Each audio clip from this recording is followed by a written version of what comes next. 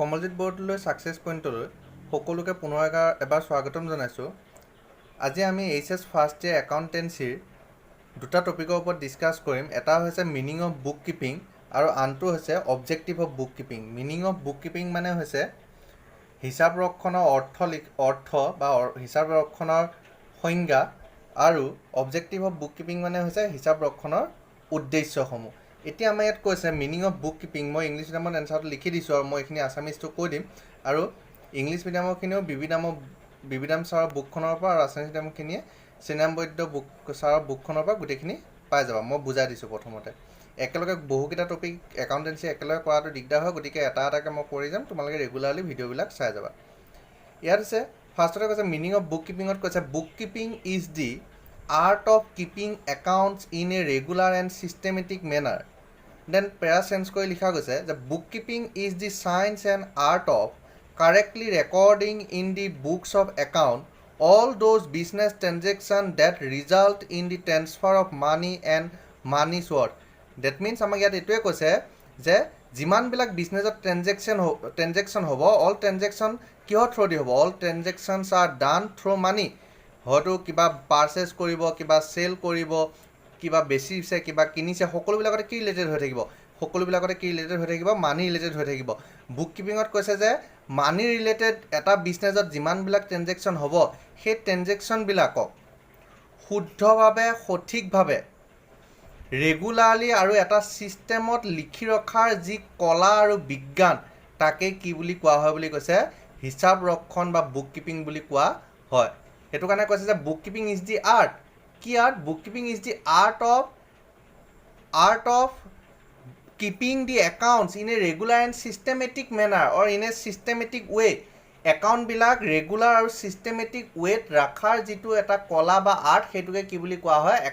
Book keeping বুলি কোৱা হয়, হিচাপ ৰক্ষণ বুলি কোৱা হয়। Any transaction that occurred in a business that's are through the help of money. এটা ব্যৱসায়ত যেতিয়া কিবা ট্ৰেনজেকশ্যন হ'ব, যেতিয়া কিবা লেনদেন হ'ব, সেইবিলাক কিহৰ থ্ৰু দি হ'ব? সেইবিলাক টকাৰ থ্ৰু দি হ'ব। কিবা কিনিছে, বেচিছে, যি নকওক, সকলোবিলাকতে কি ৰিলেটেড হৈ থাকিব? টকা ৰিলেটেড হৈ থাকিব। এই টকাৰ জৰিয়তে হোৱা বিভিন্ন ট্ৰেনজেকশ্যনবিলাকক, লেনদেনবিলাকক ছিষ্টেমেটিকেলি আৰু ৰেগুলাৰলি, মানে কণ্টিনিউৱাছলি যিমানবিলাক হ'ব সকলোবিলাক ৰেগুলাৰলি লিখি যাব লাগিব, এটা ছিষ্টেমৰ থ্ৰু দি লিখি যাব লাগিব। যোৱাৰ যিটো আৰ্ট, যিটো ছায়েন্স, ইয়াকে একেলগে কি বুলি কোৱা হয়? বুক কিপিং বা হিচাপ ৰক্ষণ বুলি কোৱা হয়। তাৰমানে হিচাপ ৰক্ষণ হ'বলৈ হ'লে কি হ'ব লাগিব? এটা ব্যৱসায়ত টকাৰ জৰিয়তে যিমানবিলাক ট্ৰেনজেকশ্যন হ'ব, লেনদেন হ'ব, সেই সকলোবিলাকক এটা ছিষ্টেমত আৰু ৰেগুলাৰলি লিখি যোৱাকে আমি কি বুলি ক'ম? বুক কিপিং বা হিচাপ ৰক্ষণ বুলি ক'ম। দেন নেক্সট আহিছে objectives of book keeping. Objectives of book keeping মানে উদ্দেশ্য, যে হিচাপ ৰক্ষণৰ উদ্দেশ্যসমূহ কি কি? বুক কিপিংটো যে আছে, বুক কিপিং কিয় আহিছে? বুক কিপিঙৰ থ্ৰুদি কি হ'ব? কি কাৰণে? তাৰ উদ্দেশ্যটো কি? তুমি যে পঢ়িছা, তোমাৰ উদ্দেশ্যটো কি? এটা ভাল ৰিজাল্ট কৰা, লাইফটো ভালদৰে এষ্টাব্লিছ কৰা। তেনেকৈ বুক কিপিংটো থকাও কিবা এটা উদ্দেশ্য থাকিব লাগিব, কিবা এটা অবজেক্টিভ থাকিব লাগিব। সেই অবজেক্টিভকেইটা এতিয়া চাম। নাম্বাৰ 1 অবজেক্টিভটো কৈছে the main objective of book keeping is to keep a complete and accurate record of all the financial transaction in a systematic orderly and logical manner. যিটো অলৰেডি মই মিনিঙত কৈ থৈ আহিছোঁ যে first objectives of book keeping is to record logically and systematically all the transaction, that means all the monetary transaction that occurred in a business.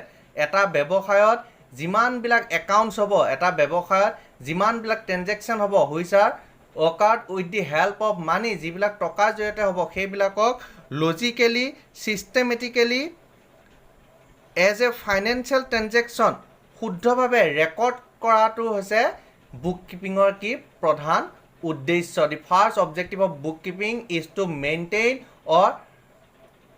Maintain all the record accurately and completely with a systematic and logical manner is the first objectives of bookkeeping.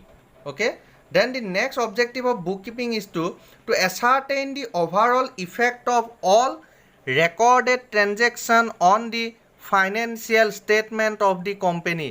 কৈছে যে the next objectives of bookkeeping is to determine the overall effect to determine the overall effect of all recorded transaction যিমানবিলাক transaction record কৰিলে সেই ট্ৰেনজেকশ্যনবিলাকৰ overall ইফেক্টটো কি কৰে overall ইফেক্টটো determine কৰে বা এছাৰ্টেইন কৰে কাৰ ওপৰত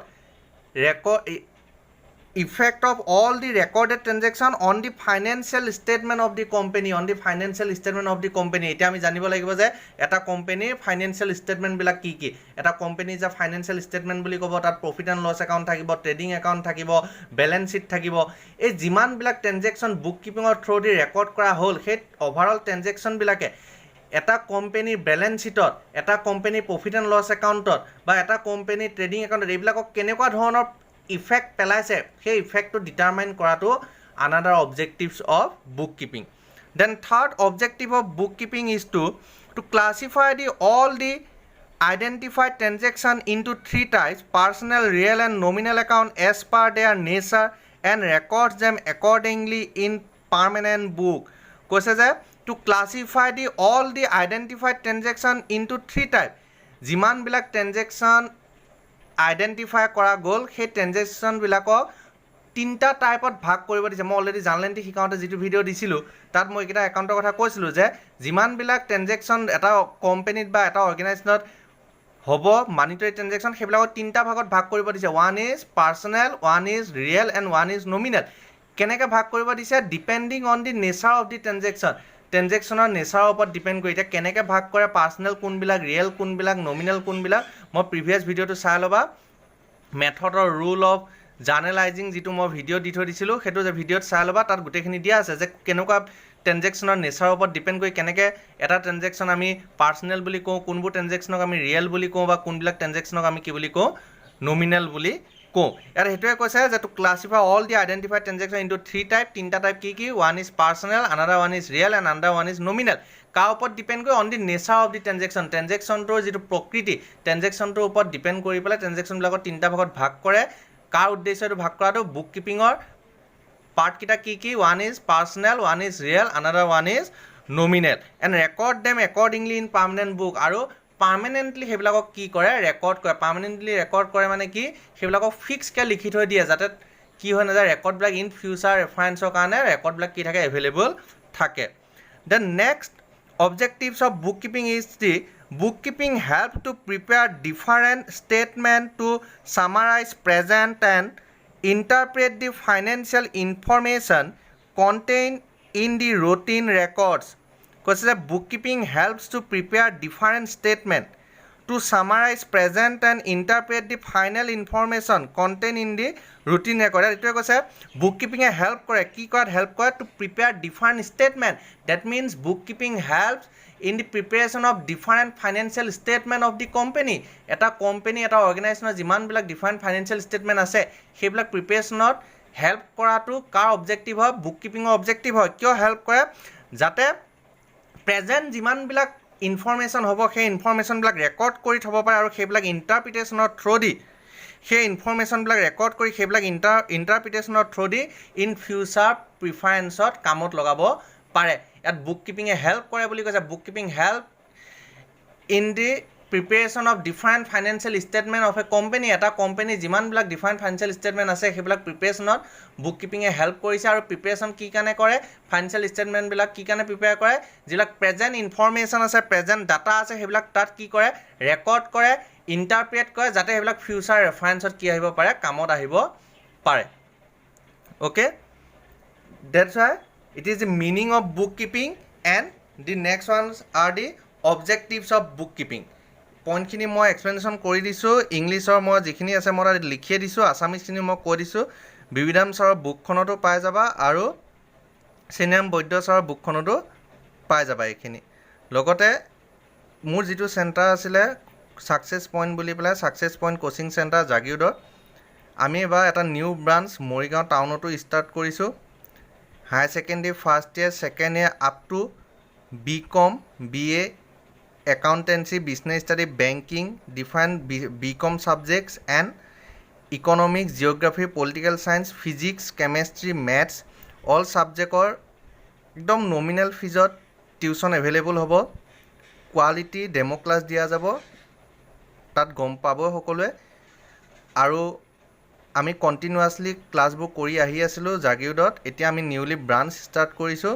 গতিকে যদি জাগিৰোডৰ কোনোবা ষ্টুডেণ্ট আছে তেওঁলোকে মোক পাৰ্চনেলি কণ্টেক্ট কৰিব পাৰে জাগিৰোডৰ কোচিং চেণ্টাৰৰ কাৰণে। তাত একাউণ্টেঞ্চি, বিজনেছ ষ্টাডি, ইকনমিক্স সকলোবিলাক টিউশ্যন এভেইলেবল হ'ব।